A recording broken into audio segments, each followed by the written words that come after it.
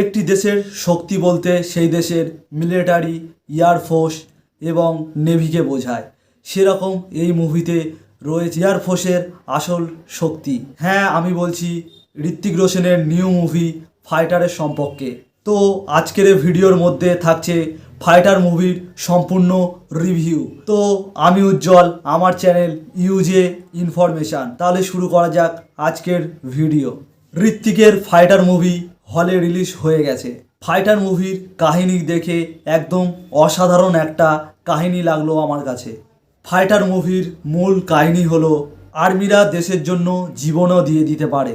এরকম এয়ারফোর্সের টিম রয়েছে যারা নিজের জীবনের তোয়াক্কায় না করে দেশের জন্য নিজের জীবনকেও দিতে পারে, এমন একটা কাহিনী। কাহিনীর মধ্যে রয়েছে ইন্ডিয়া পাকিস্তানের ওয়ার, কারণ এই মুভির মধ্যে পুলওয়ামা অ্যাটাকের কিছু রিয়েল সিন তুলে ধরা হয়েছে, যার পর আমাদের এয়ারফোর্স পাকিস্তানে গিয়ে তাদের ভাষায় তাদেরকে উত্তর দেয় এবং সেখান থেকে শুরু হয় যুদ্ধ। এই মুভির মধ্যে ঋত্বিকের ডায়লগ এবং অ্যাক্টিং একদম অসাধারণ লেগেছে, আর তার সঙ্গে অনিল কাপুরের অ্যাক্টিং। দীপিকা পাডুকোনকে এখানে আমরা পজিটিভ রোলে দেখতে পাবো, সেও একজন এয়ারফোর্স। দীপিকা পাডুকোনের পার্ট যে একজন এয়ারফোর্স হওয়ার যার ইচ্ছা, কিন্তু তার ফ্যামিলি তাকে এয়ারফোর্স হতে সাহায্য করেনি, কিন্তু সে তার নিজের ইচ্ছাতেই এয়ারফোর্স হয়েছে। পার্সোনালি একটা কথা বলতে গেলে ঋত্বিকের মতন অ্যাক্টরের কাছে ভিলেনকে যেন বাচ্চা মনে হচ্ছিল।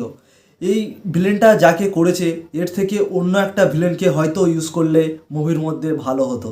এই মুভির মধ্যে যেই ভিএফএক্সের ইউজ করা হয়েছে একদম ফাটাফাটি ভিএফএক্স লেগেছে, একদম মনে হবে অরিজিনাল সব কিছু।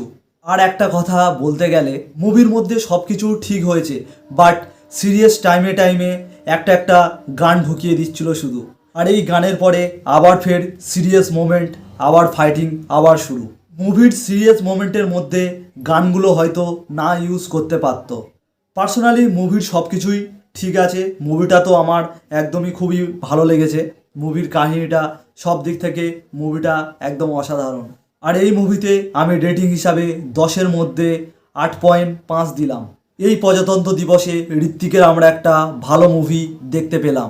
তো ভিডিওটা এখানেই শেষ করলাম। ভিডিওটা ভালো লাগলে অবশ্যই একটা লাইক করে দেবেন, আর এরকম মুভি সম্পর্কে জানতে হলে আমার চ্যানেলটাকে সাবস্ক্রাইব করে রাখুন।